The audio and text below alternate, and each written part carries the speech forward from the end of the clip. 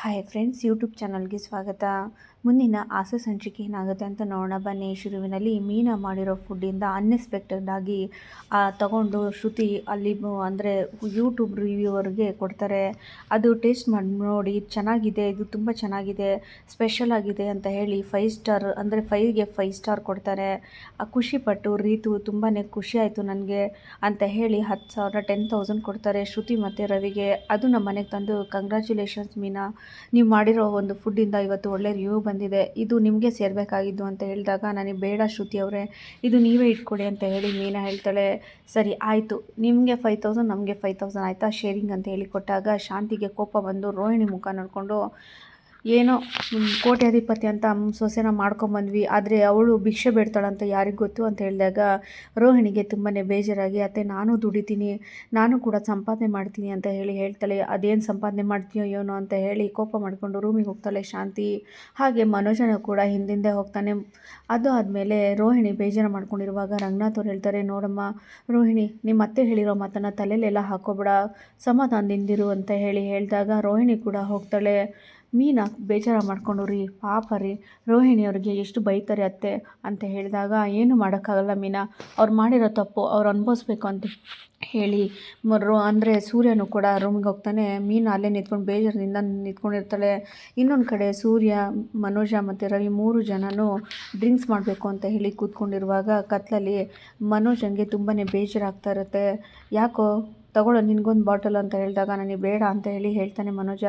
ಯಾಕೋ ಅಂತೇಳಿ ರವಿ ಕೇಳಿದಾಗ, ನನಗೆ ಬೇಡ, ನಿಮಗೇನೋ ಮಾಡೋ ಕೆಲಸ ಅಲ್ಲ, ಕುಡೀರಿ ಅಂತ ಹೇಳಿದಾಗ, ಓಹೋ ನಿನಗೆ ಭಾರಿ ಕೆಲಸ ಇದೆ ಅಂತ ಹೇಳಿದಾಗ,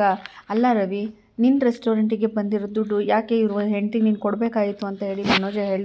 ಮನೋಜ ಹೇಳ್ತಾನೆ, ಆಯಿತು ನೀನು ಕೊಡಬೇಕು ಅಂತ ಅಂದರೆ ರೂಮಿಗೆ ಹೋಗಿ ಅವ್ರ ರೂಮಲ್ಲಿ ಹೋಗಿ ಕೊಡಬೇಕಾಯ್ತು, ಎಲ್ಲರ ಮುಂದೆನೂ ಯಾಕೆ ಅಮ್ಮ ಅಪ್ಪನ ಮುಂದೆನೂ ಕೊಡಬೇಕಾಯ್ತು ನೀನು ಅಂತ ಹೇಳಿ ಮನೋಜ ಬೈತಾ ಇರ್ತಾನೆ ರವಿಗೆ. ಸೂರ್ಯ ಹೇಳ್ತಾನೆ, ಅಲ್ಲ ಕಣೋ, ಮೀನಾ ಒಳ್ಳೆ ಫುಡ್ ಮಾಡಿದ್ಲು, ಒಳ್ಳೆ ಅಡುಗೆ ಮಾಡಿದ್ಲು, ಅದು ತಿಂದ್ಬಿಟ್ಟು ಅವರು ಒಳ್ಳೆ ರಿವ್ಯೂ ಕೊಟ್ಟಿದ್ದಾರೆ, ಹಾಗೆ ರೆಸ್ಟೋರೆಂಟ್ಗೆ ಒಳ್ಳೆ ಹೆಸರು ಬಂದಿದೆ, ಆ ಖುಷಿಯಿಂದ ಕೊಟ್ಟಿದ್ದಾರೆ, ಆಯಿತು ನಿನಗೇನಕ್ಕೆ ಹೊಟ್ಟೆ ಉರಿ ಅಂತ ಹೇಳಿದಾಗ ಮನೋಜ ಹೇಳ್ತಾನೆ, ಇಲ್ಲ ರವಿ ಅಂದರೆ ಶ್ರುತಿ ಬಂದು ನಿಮ್ಮ ಹೆಂಡತಿಗೆ ಅವಳು ದುಡ್ಡು ಕೊಟ್ಟಳು, ಅದು ಇನ್ನು ಏನಾಗಿದೆ ಅಂತಂದರೆ ಅಮ್ಮಂಗೆ ಇನ್ನೂ ಕೋಪ ರೋಹಿಣಿ ಮೇಲೆ ಇನ್ನೂ ಜಾಸ್ತಿನೇ ಆಗಿದೆ ಅಂತ ಹೇಳಿ ಹೇಳ್ತಾನೆ ಮನೋಜ. ಸೂರ್ಯ ಹೇಳ್ತಾನೆ, ಮತ್ತು ಇನ್ನೇನು ಮಾಡ್ತಾರೆ ಅಂದರೆ ಪೌಡ್ರಮ್ಮ ಮಾಡಿರೋ ಕತೆಗೆ ಇನ್ನು ತೊಟ್ಲಲ್ಲಿ ಹಾಕಿ ತೂಗ್ತಾರ, ಇನ್ನೇನು ಮಾಡ್ತಾರೆ, ಮತ್ತು ಕೋಪ ಮಾಡ್ಕೋತಾರೆ ಅಂತ ಹೇಳಿ ಹೇಳ್ತಾನೆ ಸೂರ್ಯ ಹೇಳ್ತಾನೆ, ಈ ಪೌಡ್ರಮ್ಮ ಮಾಡಿರೋ ಕೆಲಸ ನಿನಗೆ ಗೊತ್ತಿದೆಯೋ ಇಲ್ವೋ ಆದರೆ ಅಂತ ಹೇಳಿ ಹೇಳ್ತಾ ಇರುವಾಗ ರವಿ ಹೇಳ್ತಾನೆ, ಯಾಕೋ ಸೂರ್ಯ, ಯಾಕೋ ಈ ಥರ ಹೇಳ್ತಾ ಇದೆಯಾ ಅಂತ ಹೇಳಿದಾಗ, ಹೌದು ಕಣೋ, ನನಗೂ ನಿನಗೂ ಅಮ್ಮ ಅಷ್ಟೊಂದು ಪ್ರೀತಿ ಮಾಡಲ್ಲ, ಆದರೆ ಆದಷ್ಟು ಎಷ್ಟು ನಂಬಿದ್ರು ಇವನಿಗೆ, ಆದರೆ ಇವನು ಮತ್ತು ಪೌಡ್ರಮ್ಮ ಇಬ್ಬರು ಸೇರಿಕೊಂಡು ಯಾಮರ್ಸಿದ್ರಲ್ವಾ ಅಂತ ಹೇಳಿದಾಗ ಮನೋಜ ಹೇಳ್ತಾನೆ, ನಾನೇನು ಯಾಮರ್ಸಿಲ್ಲ ಅಂತ ಹೇಳಿ ಹೇಳಿದಾಗ ಸೂರ್ಯ ಹೇಳ್ತಾನೆ, ಹೌದು, ಈಗ ಪೌಡ್ರಮ್ಮ ಏನೋ ಯಾಮರ್ಸಿದ್ಲು, ಅದಕ್ಕೆ ನೀನು ಸಪೋರ್ಟ್ ಮಾಡಿದೆ ತಾನೆ ಅಂತ ಹೇಳಿದಾಗ, ಲೋ ಸೂರ್ಯ ಸುಮ್ಮನೆ ಇರೋ ಅಂತ ಹೇಳಿ ಮನೋಜ ಹೇಳ್ತಾನೆ, ಲೋ ರವಿ, ನೀನೆಲ್ಲರ ಮುಂದೆ ಬಂದು ನೀನು ದುಡ್ಡು ಕೊಡಬಾರ್ದಾಗಿತ್ತು ಕಣೋ ಅಂತ ಹೇಳಿ ಹೇಳ್ತಾನೆ ಮನೋಜ. ಸೂರ್ಯ ಹೇಳ್ತಾನೆ, ಲೋ ಸುಮ್ಮನೆ ಇರೋ, ನಿನಗೆ ಅಮ್ಮ ಎಲ್ಲಿ ಬಿಟ್ಟು ಕೊಡ್ತಾರೆ, ಅಮ್ಮ ನಿನ್ನ ಮೇಲೆ ತುಂಬಾ ಪ್ರೀತಿ ಮಾಡ್ತಾರೆ ಅಲ್ವಾ ಅಂತ ಹೇಳಿದಾಗ ಮನೋಜ ಹೇಳ್ತಾನೆ, ಅಯ್ಯೋ ನಾನೆಲ್ಲ ಹೇಳೋದು ಕೇಳ್ತಾರವರು, ಈಗ ನೋಡಿದ್ರೆ ರೋಹಿಣಿ ಮೇಲೆ ಕೋಪ ಇನ್ನೂ ಜಾಸ್ತಿನೇ ಆಗಿದೆ ಅವರಿಗೆ ಅಂತ ಹೇಳಿ ಹೇಳ್ತಾನೆ ಮನೋಜ. ಸೂರ್ಯ ರವಿ ಇಬ್ಬರು ಕೂಡ ಹೇಳ್ತಾರೆ, ಹೌದು, ನೀನು ಈಗ ಅಮ್ಮ ಹೇಳೋ ಮಾತನ್ನು ಕೇಳಬಾರ್ದು, ನೀನು ಎಷ್ಟು ದಿನ ಅಂತ ಅಮ್ಮ ಹೇಳೋ ಮಾತನ್ನು ಕೇಳಿಸ್ಕೊಂಡು ಅತ್ತೆ ಹತ್ರ ಮಾತಾಡದೇ ಇರ್ತೀಯ ಅಂತ ಹೇಳಿದಾಗ, ಈಗೇನು ನಾನು ಮಾಡಲಿ ಅಂತ ಹೇಳಿ ಮನೋಜ ಹೇಳ್ತಾನೆ. ರವಿ ಹೇಳ್ತಾನೆ, ಅಲ್ಲೋ ಮನೋಜ, ಅಲ್ಲ ಕಣೋ, ಅದಕ್ಕೆ ನಿನ್ನನ್ನು ನಂಬಿ ತಾನೇ ಬಂದಿರೋದು ಮನೆಗೆ, ನಿನ್ನ ನಂಬಿನ ತಾನೇ ಮದುವೆ ಆಗಿ ಬಂದಿರೋದು, ಯಾಕೋ ನೀನು ಮಾಡ್ತಾ ಇರೋದು ದೊಡ್ಡ ತಪ್ಪು ಕಣೋ ಅಂತ ಹೇಳಿದಾಗ ಮನೋಜ ಹೇಳ್ತಾನೆ, ಏನೋ ಮಾಡೋದು ರವಿ, ಅಲ್ಲಿ ನೋಡಿದ್ರೆ ಅಮ್ಮ ನೋಡಿದ್ರೆ ನಾನು ಹೇಳೋ ಮಾತೇ ಕೇಳ್ತಾ ಇಲ್ಲ, ಏನು ಮಾಡಬೇಕು ಅಂತ ನನಗೆ ಗೊತ್ತಾಗ್ತಾ ಇಲ್ಲ, ಏನು ಮಾಡಬೇಕು ಅಂತ ಏನಾದರೂ ಹೇಳು ಅಂತ ಹೇಳಿ ಹೇಳ್ತಾನೆ. ಮನೋಜ ಹೇಳ್ತಾನೆ, ಅಲ್ಲ ಕಣೋ, ಒಂದು ಕಡೆ ಅಮ್ಮ ನೋಡಿದ್ರೆ ಅವಳಿಗೆ ಪಾರ್ಲರ್ ಹತ್ರನೂ ನೀನು ಹೋಗಬೇಡ, ಹಾಗೆ ನೀನು ಶೋರೂಮ್ ಹತ್ರನೂ ಅವಳಿಗೆ ಕರ್ಕೊಂಡು ಹೋಗಬೇಡ, ಅವಳ ಜೊತೆ ಮಾತಾಡಬೇಡ ಅಂತ ಅಮ್ಮ ಒಂದು ಕಡೆ ಹೇಳಿದರೆ, ರೋಹಿಣಿ ಒಂದು ಕಡೆ ನನ್ನ ಜೊತೆ ಮಾತಾಡು ಮನೋಜ, ಯಾಕೆ ನನ್ನ ಮೇಲೆ ಪ್ರೀತಿನೇ ಇಲ್ವಾ, ಮಾತಾಡು ಅಂತ ಅವಳು ನೋಡಿದ್ರೆ ಹೇಳ್ತಾಳೆ. ಈ ಕಡೆ ಹೆಂಡತಿ ಮಾತು ಕೇಳಲ್ಲ, ಈ ಕಡೆ ಅಮ್ಮನ ಮಾತು ಕೇಳಲ್ಲ, ನನಗೆ ತಲೆ ಕೆಟ್ಟೋಗಿದೆ ರವಿ ಅಂತ ಹೇಳಿ ಮನೋಜ ಹೇಳ್ತಾನೆ, ನನಗೆ ಏನು ಮಾಡಬೇಕು ಅಂತಲೇ ಗೊತ್ತಾಗ್ತಾ ಇಲ್ಲ, ಒಳ್ಳೆ ಟಾರ್ಚರ್ ಆಗಿದೆ ಅಂತ ಹೇಳಿ ಒಂದು ಫುಲ್ ಬಾಟ್ಲನ್ನ ಬೀರ್ನ ಎತ್ತಾನೆ. ಮನೋಜ ಕುಡಿಯೋದು ನೋಡಿ ರವಿ ಸೂರ್ಯ ಇಬ್ರು ಕೂಡ ಲೋ ಲೋ ಲೋ ಅದೇನೋ ಹಂಗೆ ಕಂಟಿನ್ಯೂ ಆಗಿ ಕುಡಿತಾ ಇದೆಯಾ, ನೀರು ಕುಡ್ದಂಗೆ ಬಿಡೋ ಬಾಟ್ಲನ್ನ ಅಂತ ಹೇಳಿ ಬಾಟ್ಲನ್ನ ಇಸ್ಕೊಳ್ತಾರೆ. ಮನೋಜ ಹೇಳ್ತಾನೆ ಏನೋ ಮಾಡೋದು, ಈ ಕಡೆ ಒಂದ್ ಕಡೆ ರೋಹಿಣಿ, ಇನ್ನೊಂದ್ ಕಡೆ ಅಮ್ಮ, ಇಬ್ರು ನೋಡಿ ನನಗಂತೂ ಬೋರಿಂಗ್ ಆಗ್ಬಿಟ್ಟಿದೆ, ಲೈಫೇ ಬೋರ್ ಆಗ್ಬಿಟ್ಟಿದೆ ಅಂತ ಹೇಳ್ತಾನೆ. ಸೂರ್ಯ ಹೇಳ್ತಾನೆ ನಿನಗೊಬ್ನಿಗೆ ಅಲ್ಲ ಕಣೋ, ಇಡೀ ಜಗತ್ತಲ್ಲಿ ಎಷ್ಟು ಜನ ಗಂಡ್ಮಕ್ಳಿದ್ದಾರೆ ಅಷ್ಟು ಜನಕ್ಕೂ ಇದೇ ಪ್ರಾಬ್ಲಮ್ಮು. ಒಂದ್ ಕಡೆ ಹೆಂಡತಿ ಮಾತು ಕೇಳಲ್ಲ, ಇನ್ನೊಂದ್ ಕಡೆ ಅಮ್ಮನ ಮಾತು ಕೇಳಲ್ಲ ಅಂತ ಹೇಳೋ ಗಂಡ್ಮಕ್ಳನ್ನೇ ಜಾಸ್ತಿ ಅಂತ ಹೇಳ್ತಾನೆ ಸೂರ್ಯ. ಮನೋಜ ಹೇಳ್ತಾನೆ ನೀನೇನೋ ಈಸಿಯಾಗಿ ಹೇಳ್ತೀಯ ಕಣೋ, ಯಾಕಂತ ಅಂದರೆ ನಿನಗೆ ಅಮ್ಮ ಕಂಡ್ರೆ ಆಗಲ್ಲ, ಅಮ್ಮಂಗೆ ನಿನಗೆ ಕಂಡ್ರೆ ಆಗಲ್ಲ, ಆಗೋದಕ್ಕೆ ನೀನು ಇಷ್ಟೊಂದು ಈಸಿಯಾಗಿ ಹೇಳ್ತೀಯ. ಯಾವಾಗಿದ್ರೂ ನೀನು ಹೆಂಡತಿ ಪಕ್ಕ ನೀನು ಇಟ್ಕೊಳ್ತಿರ್ತೀಯಲ್ವಾ, ಅದಕ್ಕೆ ನೀನು ಈಸಿಯಾಗಿ ಹೇಳ್ತೀಯ ಅಂತ ಹೇಳಿ ಮನೋಜ ಹೇಳ್ತಾನೆ. ಸೂರ್ಯ ಹೇಳ್ತಾನೆ ಹಾಗಲ್ಲ ಕಣೋ ಪೆಂಗ್ಯ, ನಾನು ಯಾವಾಗಲೂ ಹೆಂಡತಿ ಪಕ್ಕನೇ ನಿಂತ್ಕೊಂಡಿರಲ್ಲ, ನ್ಯಾಯ ಯಾವ ಕಡೆ ಇರುತ್ತೋ ಆ ಕಡೆ ಮಾತ್ರ ನಾನು ನಿಂತ್ಕೊಳ್ತೀನಿ ಅಂತ ಹೇಳ್ತಾನೆ ಸೂರ್ಯ. ರವಿ ಹೇಳ್ತಾನೆ ಲೋ ಮನೋಜ, ನೀನೇ ಈಗ ಏನಾದರೂ ಇದಕ್ಕೆ ಪರಿಹಾರ ಕಂಡುಹಿಡಿಬೇಕು ಅಂತ ಹೇಳಿದಾಗ ಮನೋಜ್ ಹೇಳ್ತಾನೆ ಲೋ ಹೋಗೋ, ಯಾವ ಥರ ನಾನು ಈಗ ಪರಿಹಾರ ಕಂಡುಹಿಡಿಬೇಕಂತಾನೆ ನನಗೆ ಗೊತ್ತಾಗ್ತಲ್ಲ, ತಲೆಯೆಲ್ಲ ಕೆಟ್ಟೋಗಿದೆ ಅಂತ ಹೇಳಿ ಮತ್ತೆ ಡ್ರಿಂಕ್ಸ್ ಬಾಟ್ಲ ಎತ್ಕೊಂಡು ಮತ್ತೆ ಕುಡಿತಾ ಇರ್ತಾನೆ ಮನೋಜ. ರವಿ ಮನೋಜ ಮಾಡೋದು ನೋಡಿ ಈ ಕಡೆ ಸೂರ್ಯನ ಹತ್ರ ಹೇಳ್ತಾನೆ ಲೋ ಸೂರ್ಯ, ಇವ್ನು ನೋಡಿದ್ರೆ ಅಯ್ಯೋ ಪಾಪ ಅನಿಸುತ್ತೆ ಕಣೋ, ಏನೋ ಮಾಡೋದು, ನಾವೇ ಏನಾದರೂ ಮಾಡಬೇಕು ಕಣೋ ಅಂತ ಹೇಳಿದಾಗ ಸೂರ್ಯ ಹೇಳ್ತಾನೆ ಏನೋ ನಾವು ಮಾಡೋದು, ಅವನು ಈಗ ಸೈಲೆಂಟ್ ಆಗಿರೋದೇ ತಪ್ಪು ಅಂತ ಹೇಳ್ತಾನೆ ಸೂರ್ಯ. ಮನೋಜ ಹೇಳ್ತಾನೆ ಏನು ಹೇಳ್ತಾ ಇದೀಯ ನೀನು ಅಂತ ಹೇಳಿದಾಗ ಹೌದು ಕಣೋ, ನೀನು ಅಮ್ಮ ಹೇಳೋ ಮಾತನ್ನೆಲ್ಲ ಕೇಳಿಸ್ಕೊಂಡು ತಲೆನ ಹಿಂಗೆ ಅಲ್ಲಾಡಿಸ್ಕೊಂಡು ಹೋದ್ರೆ ಇನ್ನೇನಾಗುತ್ತೆ, ನೀನು ಅಮ್ಮನ ಹತ್ರ ಹೋಗಿ ಮಾತಾಡಿ ಪಾರ್ಲರ್ ಅಂದರೆ ಪೌಡ್ರಮ್ಮನ ನೀನು ಹೋಗಿ ಅವ್ರ ಹತ್ರ ಕೂರಿಸಿ ಈ ಥರ ಆಯಿತು ಅಂತ ಹೇಳು, ಅದರಲ್ಲೇನಿದೆ ಅಂತ ಸೂರ್ಯ ಹೇಳ್ತಾನೆ. ಮನೋಜ ಹೇಳ್ತಾನೆ ಎಲ್ಲೋ ನಾನು ಹೋಗಿ ಅಮ್ಮನ ಹತ್ರ ನಿಂತ್ಕೊಳ್ಳೋಕ್ಕಾಗುತ್ತೇನೋ, ಅಮ್ಮನ ಹತ್ರ ಅದು ಹೋಗಿ ರೋಹಿಣಿ ಬಗ್ಗೆ ನಾನು ಮಾತಾಡಿದರೆ ನನಗೆ ಬೈತಾರೆ ಕಣೋ, ಹೋಗಿ ನಿನ್ನ ಹೆಂಡತಿ ಬಗ್ಗೆ ಮಾತಾಡೋಕ್ಕೆ ಬಂದಿದ್ಯಾ ಅಂತ ತುಂಬ ಜೋರಾಗಿ ಜಗಳ ಬೇರೆ ಆಡ್ತಾರೆ, ನಾನೇನು ಮಾಡಲಿ ಅಂತ ಹೇಳ್ತಾನೆ ಮನೋಜ. ರವಿ ಹೇಳ್ತಾನೆ ಹಾಗೆ ಸುಮ್ಮನೆ ಬಿಡೋಕ್ಕಾಗುತ್ತೇನೋ, ಆಯಿತು ಅದಕ್ಕೆ ಮಾಡಿದ್ದು ತಪ್ಪು, ಅದು ಏನಕ್ಕೆ ಮಾಡಿದ್ದು, ನಿನಗೆ ಮದುವೆ ಆಗಕ್ಕಂತ ನಾನೇ ಆ ಥರ ಸುಳ್ಳು ಹೇಳಿರೋದು, ಅದರಲ್ಲಿ ಏನು ತಪ್ಪಿದೆ ಅಂತ ರವಿ ಹೇಳ್ತಾನೆ. ಸೂರ್ಯ ಹೇಳ್ತಾನೆ ಅದು ನನಗೊಂದು ಗೊತ್ತಾಗ್ತಾ ಇಲ್ಲ, ಒಂದು ಅರ್ಥ ಆಗ್ತಾ ಇಲ್ಲ, ಹೌದು ಇವನಿಗೆ ಮದುವೆ ಆಗಬೇಕು ಅಂತ ಯಾಕೆ ಇಷ್ಟೊಂದು ಸುಳ್ಳು ಹೇಳಿದ್ರು ಅಂತ ಹೇಳ್ತಾನೆ ಸೂರ್ಯ. ರವಿ ಹೇಳ್ತಾನೆ ಎಲ್ಲೋ ಸೂರ್ಯ ಸುಮ್ಮನಿರೋ ಮನೋಜ, ನಾನು ಹೇಳ್ತಿದ್ದೀನಲ್ವಾ ಈಗ ಅಮ್ಮಂಗೆ ಅಂದರೆ ಅದಕ್ಕೆ ಈಗ ದುಡ್ಡು ಇಲ್ಲದವರು ಅಂತ ಕೋಟ್ಯಾಧಿಪತಿ ಅಲ್ಲ ಅಂತ ಕೋಪ ಮಾಡ್ಕೋತಿದ್ದಾರೆ ತಾನೆ, ನಿನಗೇನಾದರೂ ಅದಕ್ಕೆ ಮೇಲೆ ಕೋಪ ಇದೆಯಾ ಅಂತ ಹೇಳಿದಾಗ ಹಾಗೇನೂ ಇಲ್ಲ ಕಣೋ, ನಾನು ಯಾವಾಗಲೂ ರೋಹಿಣಿಗೆ ನಾನು ಪ್ರೀತಿ ಮಾಡ್ತೀನಿ ಅಂತ ಹೇಳಿದಾಗ ನೋಡು ನಿನಗೇನೇ ಆದರೂ ಕೂಡ ಅದಕ್ಕೇ ಓಡ್ಬರೋದು, ಯೋಚನೆ ಮಾಡು ಅಂತ ಹೇಳ್ತಾನೆ ರವಿ ಹೇಳ್ತಾನೆ ಅಲ್ಲ ಕಣೋ, ಅತ್ತಿಗೆಗೆ ಎಲ್ಲ ವಿಷಯ ಗೊತ್ತಿತ್ತು ತಾನೇ, ಛಾಯಂಗೆ ನೀನು ಇಷ್ಟಪಟ್ಟು ಮದುವೆ ಅಂದರೆ ಛಾಯನ ಜೊತೆ ನೀನು ಇದ್ದಿದ್ದು ಗೊತ್ತು, ಆದರೂ ಕೂಡ ಅವ್ರು ಮದುವೆ ಆಗಿದ್ದಾರೆ ಅಂದರೆ ನಿನಗೆ ಎಷ್ಟು ಪ್ರೀತಿ ಮಾಡ್ಬೋದು ಅಂತ ಅರ್ಥ ಮಾಡ್ಕೊ ಅಂತ ಹೇಳ್ತಾನೆ ರವಿ. ಸೂರ್ಯ ಹೇಳ್ತಾನೆ ಅಲ್ಲ ಕಣೋ ರವಿ, ಇವನಿಗೆ ಏನು ಹೇಳಿದ್ರು ಅರ್ಥ ಆಗಲ್ಲ, ಯಾಕಂದರೆ ಚಿಕ್ಕ ವಯಸ್ಸಿಂದನೂ ಅಮ್ಮನ ಮುದ್ದಿನ ಮಗ ಅಲ್ವಾ, ಅಮ್ಮ ಹೇಳಿದ ಮಾತು ಮಾತ್ರ ಕೇಳ್ತಾನೆ, ಇಲ್ಲ ಅಂತಂದರೆ ಅವನು ಯಾವ ಮಾತು ಕೇಳಲ್ಲ, ಅಮ್ಮನೇ ಬಂದು ರೋಹಿಣಿ ಕೈ ಹಿಡ್ಕೊಂಡು ನೀನು ಮಾತಾಡ್ಸು ಮನೋಜ ಅಂತ ಹೇಳೋವರೆಗೂ ಇವ್ನು ಮಾತಾಡಲ್ಲ ಅಂತ ಹೇಳ್ತಾನೆ ಸೂರ್ಯ. ರವಿ ಹೇಳ್ತಾನೆ ಅಲ್ಲ ಕಣೋ ಆಯಿತು ನಂಬಬೇಕು, ಆದರೆ ಅಮ್ಮನೂ ಬೇಕು ಹೆಂಡ್ತಿನೂ ಬೇಕು ಕಣೋ, ನಮ್ಮನ್ನು ನಂಬಿ ಬಂದಿರ್ತಾರೆ,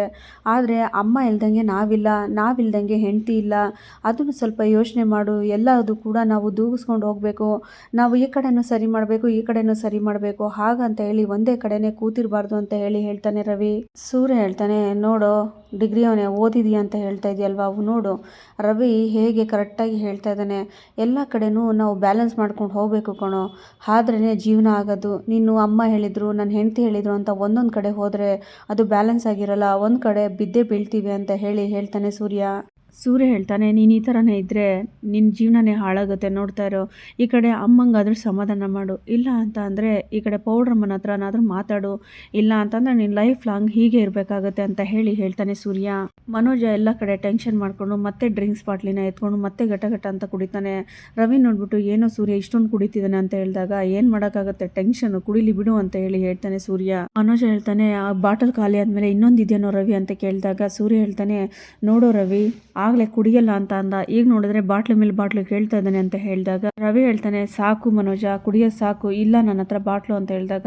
ಲೋ ನನಗೆ ಟಾರ್ಚರ್ ಮೇಲೆ ಟಾರ್ಚರ್ ಆಗ್ತಿದೆ ಕಣೋ, ನಾನು ಹೇಗೆ ಅರ್ಥ ಮಾಡ್ಕೋಬೇಕು ಇವರಿಗೆ, ನಾನು ಹೇಗೆ ನಿಭಾಯಿಸ್ಬೇಕಂತ ಗೊತ್ತಾಗ್ತಿಲ್ಲ ಅಂತ ಮನೋಜ ತುಂಬಾನೇ ಬೇಜಾರು ಮಾಡ್ಕೋತಾ ಇರ್ತಾನೆ. ಸೂರ್ಯ ಹೇಳ್ತಾನೆ ನಾವು ನಮ್ಮನ್ನು ಯಾರು ಇಷ್ಟಪಡ್ತಾರೋ, ನಮ್ಮನ್ನು ಯಾರು ಸಪೋರ್ಟಿವ್ ಆಗಿ ಕೊನೆವರೆಗೂ ಇರ್ತಾರೋ, ನಮ್ಮ ಜೊತೆ ಯಾರು ಕೊನೆವರೆಗೂ ಇರ್ತಾರೋ ಅದನ್ನು ಯೋಚನೆ ಮಾಡು.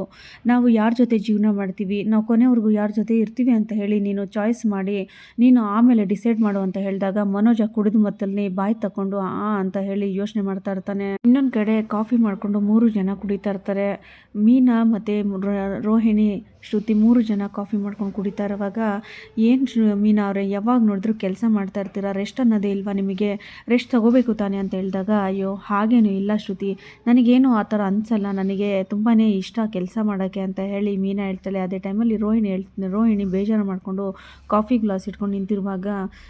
ಶ್ರುತಿ ಹೇಳ್ತಾಳೆ, ಯಾಕೆ ರೋಹಿಣಿ ಯಾವಾಗ ನೋಡಿದ್ರು ಬೇಜಾರದಲ್ಲಿರ್ತೀರಾ, ನಾನು ತುಂಬ ದಿನ ಆಯಿತು ನೀವು ಖುಷಿಯಾಗಿ ಮಾತಾಡಿದ್ದು ಅಂತ ಹೇಳಿದಾಗ, ಹಾಗೇನೂ ಇಲ್ಲ ಅಂತೇಳಿ ರೋಹಿಣಿ ಹೇಳ್ತಾಳೆ. ನಿಮ್ಮನ್ನು ಮುಖ ನೋಡಿದ್ರೇ ಗೊತ್ತಾಗುತ್ತೆ, ಯಾವಾಗ ನೋಡಿದ್ರೆ ಯಾಕೆ ಇರ್ತೀರಾ ಅಂತ ಹೇಳಿ ಶ್ರುತಿ ಕೇಳ್ತಾಳೆ. ರೋಹಿಣಿ ಹೇಳ್ತಾಳೆ, ಹಾಗೇನೂ ಇಲ್ಲ, ಸ್ವಲ್ಪ ದಿನದಿಂದ ನನ್ನದು ಲೈಫ್ ನಾರ್ಮಲ್ ಆಗಿಲ್ಲ ಅಂತ ಹೇಳಿದಾಗ ಶ್ರುತಿ ಹೇಳ್ತಾಳೆ, ಅಯ್ಯೋ ಅತ್ತೆ ತುಂಬ ದಿನದಿಂದ ಹಾಗೆ ನಿಮ್ಮ ಜೊತೆಗೆ ಜಗಳ ಮಾಡ್ಕೊಂಡಿದ್ದಾರೆ, ಹಾಗೆ ಕೋಪನೂ ಇದೆ ಅವ್ರಿಗೆ ನಿಮ್ಮ ಮೇಲೆ ಅಂತ ಹೇಳ್ತಾಳೆ ಶ್ರುತಿ ಹೇಳ್ತಾಳೆ, ನಿಮಗೆ ಯಾವುದೋ ಒಂದು ಕಾರಣದಿಂದ ಅತ್ತೆ ಯಾವಾಗಲೂ ಬೈತಾ ಇರ್ತಾರೆ, ಕಾರಣ ಸಿಕ್ಕರೆ ಸಾಕು ನಿಮ್ಮ ಜೊತೆ ಜಗಳ ಆಡ್ತಾ ಇರ್ತಾರೆ ಅಂತ ಹೇಳಿದಾಗ ರೋಹಿಣಿ ಹೇಳ್ತಾಳೆ, ಅದೇ ಶ್ರುತಿ ಏನು ಮಾಡಬೇಕು ಅಂತಲೇ ಗೊತ್ತಾಗ್ತಾ ಇಲ್ಲ, ಯಾವಾಗ ನೋಡಿದ್ರು ಅತ್ತೆ ನನ್ನ ಮೇಲೆ ರೇಗಾಡ್ತಾ ಇರ್ತಾರೆ, ಬೈತಾ ಇರ್ತಾರೆ, ನನಗಂತೂ ತಲೆ ಕೆಟ್ಟೋಗಿದೆ ಅಂತ ಹೇಳ್ತಾಳೆ ರೋಹಿಣಿ. ಶ್ರುತಿ ಹೇಳ್ತಾಳೆ, ಮೀನಾ ಅವರೇ ಈಗ ನೀವೇ ಹೇಳಿ, ಈಗ ಮನೋಜ್ ಅವರು ಇವ್ರಿಗೆ ಮಾತಾಡಿಸ್ತಾ ಇಲ್ಲ, ಅತ್ತೆ ನೋಡಿದ್ರೆ ಇವ್ರ ಜೊತೆ ಜಗಳ ಆಡ್ತಾ ಇರ್ತಾರೆ, ಏನು ಮಾಡಬೇಕು, ಏನು ಅದಕ್ಕೇನಾದರೂ ಹೇಳಿ ಅಂತ ಹೇಳ್ತಾಳೆ ಶ್ರುತಿ. ಮೀನಾ ಹೇಳ್ತಾಳೆ, ಏನು ಶ್ರುತಿ ಅವರೇ ನನಗೆ ಕೇಳ್ತಾ ಇದ್ದಾರಾ, ನಾನು ಬಂದಾಗ್ಲಿಂದ ಅತ್ತೆ ನನಗೆ ಬೈತಾನೆ ಇದ್ದಾರೆ, ಹೋಗಿ ನನ್ನ ಹತ್ರನೇ ಕೇಳ್ತಾ ಇದ್ದಾರಲ್ಲ ಅಂತ ಹೇಳ್ತಾಳೆ. ಅದನ್ನು ಕೇಳಿಸ್ಕೊಂಡು ಶ್ರುತಿ ಹೇಳ್ತಾಳೆ, ಅದು ನಿಜಾನೇ ಬಿಡಿ ಅಂತ ಹೇಳಿ ಶ್ರುತಿ ಕೂಡ ಹೇಳ್ತಾಳೆ, ನಾನು ನೋಡಿದ ಮಟ್ಟಿಗೆ ನನಗೊಂದು ಅನಿಸಿದ್ದು ಏನಂತ ಅಂದರೆ ಅಂತ ಹೇಳಿದಾಗ, ಏನು ಅಂತ ಹೇಳಿ ಮೀನಾ ಕೇಳ್ತಾಳೆ. ಅಲ್ಲ, ಈಗ ಅತ್ತೆ ಏನಾದರೂ ರೋಹಿಣಿಯವ್ರ ಜೊತೆ ಖುಷಿಯಾಗಿ ಚೆನ್ನಾಗಿ ಮಾತಾಡಿದರೆ ಮಾತ್ರ ಮನೋಜ್ ಅವರು ಇವ್ರ ಜೊತೆ ಚೆನ್ನಾಗಿ ಮಾತಾಡ್ತಾರೆ ಅಂತ ಹೇಳ್ತಾಳೆ ಶ್ರುತಿ ಹೇಳ್ತಾಳೆ, ನಾನು ನಿಮ್ಮ ಮನೆಗೆ ಬಂದಾಗಲಿಂದ ನೋಡ್ತಾ ಇದ್ದೀನಿ ಮನೋಜ್ ಅವರು ಅಮ್ಮನ ಮುದ್ದಿನ ಮಗ, ಅವರಮ್ಮ ಹೇಳ್ದಂಗೆ ಕೇಳ್ತಾರೆ ಅಂತ ಹೇಳ್ತಾರೆ ಶ್ರುತಿ ಹೇಳ್ತಾಳೆ, ಬೇಜಾರು ಮಾಡ್ಕೋಬೇಡಿ ರೋಹಿಣಿ ಅವರೇ, ಇದು ಸತ್ಯನೇ ತಾನೇ, ಅತ್ತೆ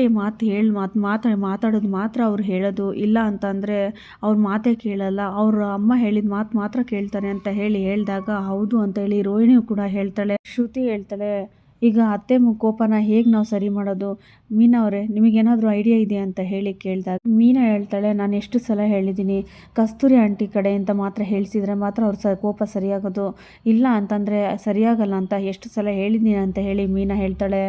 ರೋಹಿಣಿ ಹೇಳ್ತಾಳೆ, ಹಾಗೇನೂ ಇಲ್ಲ, ಆದರೆ ಅವ್ರು ಹೇಳೋ ಮಾತನ್ನು ಕೇಳಲ್ಲ ಅಂತ ಹೇಳಿದಾಗ, ಸರಿ ಮತ್ತೇನು ಮಾಡೋದು ಅಂತ ಹೇಳಿ 3 ಜನ ಯೋಚನೆ ಮಾಡ್ತಾ ಇರುವಾಗ ಶ್ರುತಿ ಹೇಳ್ತಾಳೆ, ಸರಿ ನನಗೊಂದು ಐಡಿಯಾ ಬಂದಿದೆ, ಈಗ ಅತ್ತೆ ನೋಡಿದ್ರೆ ಸ್ವಾಮೀಜಿ ಅಂತಂದರೆ ತುಂಬಾ ನಂಬ್ತಾರೆ, ನಮ್ಮ ಮನೇಲಿ ಏನೇ ಕಷ್ಟ ಬಂದರೂ ಕೂಡ ಸ್ವಾಮೀಜಿನ ನೋಡಬೇಕು ಅಂತೇಳಿ ಕಸ್ತೂರಿ ಆಂಟಿ ಮನೆಗೆ ಹೋಗ್ತಾರೆ, ನಾವೇ ಒಂದು ಸ್ವಾಮೀಜಿನ ರೆಡಿ ಮಾಡಿಬಿಟ್ಟು ಹೇಗಾದರೂ ಮಾಡಿ ಈ ಫಸ್ಟು ಸೊಸೆಯಿಂದನೇ ನಿಮ್ಮ ಮನೆಗೆ ಚೆನ್ನಾಗಿ ಆಗಿರೋದು, ಅವ್ರ ಜೊತೆ ನೀವು ಚೆನ್ನಾಗಿದ್ದರೆ ಒಳ್ಳೆ ನಿಮಗೆ ಅದೃಷ್ಟ ಬರುತ್ತೆ ಅಂತ ಹೇಗಾದರೂ ಮಾಡಿ ಹೇಳಿಸಿದ್ರೆ ಅಂದರೆ ರೋಹಿಣಿಗೆ ತುಂಬಾ ಇಷ್ಟಪಡ್ತಾರೆ, ಹಾಗೆ ತುಂಬ ಖುಷಿಯಾಗಿ ಮಾತಾಡ್ತಾರೆ ಅಂತ ಹೇಳಿದಾಗ, ಹೌದು ಅಂತ ಹೇಳಿ ತುಂಬಾ ಖುಷಿಯಿಂದ ರೋಹಿಣಿ ಮುಖನ ಅರಳಿಸ್ತಾಳೆ. ಶ್ರುತಿ ಹೇಳ್ತಾಳೆ, ಹಾಗಿದ್ರೆ ಹೋಗಿ ಹೇಳಿ ಅಂತ ಹೇಳಿದಾಗ, ಅಯ್ಯೋ ನಾನು ಹೋಗಿ ಹೇಳೋಕ್ಕಾಗತ್ತಾ, ನನ್ನ ನೋಡಿದ್ರೇ ಕೋಪ ಮಾಡ್ಕೋತಾರೆ, ಅಂಥದ್ರಲ್ಲಿ ನಾನು ಹೋಗಿ ಹೇಳಿದ್ರೆ ಅಷ್ಟೇ, ಅದರಲ್ಲೂ ನಾವೇನಾದರೂ ಪ್ಲ್ಯಾನ್ ಮಾಡಿದ್ದೀವಿ ಅಂತ ಗೊತ್ತಾಗಿದ್ರೆ 3 ಜನಕ್ಕೂ ಅಷ್ಟೇ ಅಂತ ಹೇಳ್ತಾಳೆ ರೋಹಿಣಿ. ಶ್ರುತಿ ಹೇಳ್ತಾಳೆ, ಹಾಗೇನಿಲ್ಲ, ನಾವೇ ತಾನೇ ಸೆಟ್ ಮಾಡೋದು ಸ್ವಾಮೀಜಿನ, ನಾವು ಹೇಳೋ ಥರನೇ ಹೇಳ್ತಾರೆ, ಅವಾಗೆಲ್ಲ ಸರಿಯಾಗುತ್ತೆ ಅಂತ ಹೇಳಿದಾಗ ರೋಹಿಣಿ ಅಂದರೆ ಮೀನನ ಮುಖ ನೋಡಿಕೊಂಡು, ಇಲ್ಲ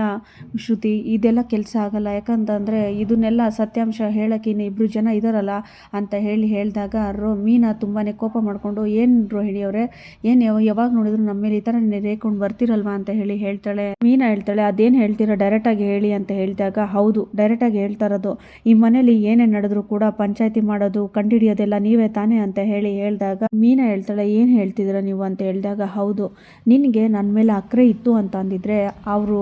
ಅಂದರೆ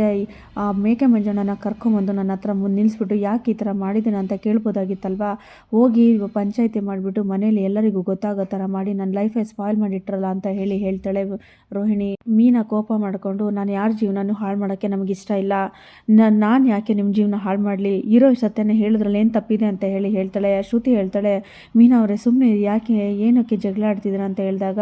ನೋಡು ಶ್ರುತಿ ನನ್ನ ಮೇಲೇ ಬರ್ತಾ ಇದ್ದಾರೆ ಅಂತ ಹೇಳ್ತಾಳೆ. ಶ್ರುತಿ ಹೇಳ್ತಾಳೆ, ಅಲ್ಲ ಅವ್ರು ಮಾಡಿದ್ರಲ್ಲಿ ತಪ್ಪೇನಿದೆ ರೋಹಿಣಿ ಅವರೇ, ಈಗ ಬೈ ಚಾನ್ಸ್ ನಾನು ರವಿ ನೋಡಿದ್ರು ಕೂಡ ನಾನು ಈಗ ಈ ಥರನೇ ಕರ್ಕೊಂಬಂದು ನಿಲ್ಸಿನೇ ಈ ಥರ ಮಾತಾಡಬೇಕಾಯಿತು, ಅವ್ರು ಮಾಡಿರೋ ತಪ್ಪೇನಿದೆ ಅಂತ ಹೇಳ್ತಾಳೆ